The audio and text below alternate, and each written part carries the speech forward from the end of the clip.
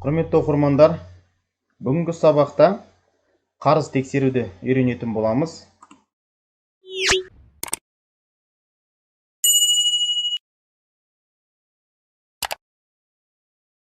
Яғни, қарызды сіздер ИП-ні ашпастан бұрын тексеріп алғандарыңыз дұрыс. Өйткені сіздердің аттарыңызда қарыз, мемлекетке деген немесе төленбей қалған кредиттеріңіз, просрочка, штраф, тағысын тағы налог секілді қарыздар болатын болса, ИП ашқан кезде ол сіздерге үлкен кедергі келтіреді. Счетыңыз ашқан кезде, госзакуп порталына тіркелер кезде бұның бәрі үлкен кедергі болады. Сондықтан жұмыстың бастамай жатып, ең алдымен қарыздарыңызды тексеріп алған дұрыс болады. Оны қалай тексереміз? Google-ға кіріп, мұнда Әділет.gov деп жазсақ, Әділет.gov деп жазамыз да, поискқа басамыз. Міне, реестр должников и запретов деп шығып тұр. Бірінші осыған кіресіздер.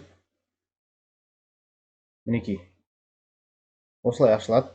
Кейін астына қарай түсесіздер де, міне, иін деген жерге өздеріңіздің иіндарында қоясыздар, жазасыздар және найти деп басасыздар.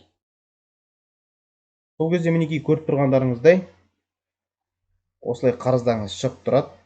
Бұл яғни счетқа арест қойылған, датасы, судебный исполнительдің аты жөні, сол кісінің ұялы телефоны, және олардың қандай организациядан қойылған туралы бүкіл ақпарат көрсетілген. Егер сіз білмейтін болсаңыз, бұл туралы ақпараттыңыз жоқ болатын болса, осы номерге хабарласып, бүкіл ақпаратты алып, анықтап алсаңыздар болады. Егер азғантай сума болатын болса, қол жетімді сума болатын болса, кедергі келтірмес үшін жауып тастағандарыңыз абзал. Егер бұл үлкен сума сіздің қолыңыздан келмесе, онда басқа бір ИП ашып, басқа адамның атынан ашып, жұмыс жасасаңыздар да болады. Бірақ міндетті түрде ол кісімен сіздің ортаңызда доверенность болу керек, нотариус арқылы доверенность болу керек. Осымен қарыз тексеру сабағы аяқталды.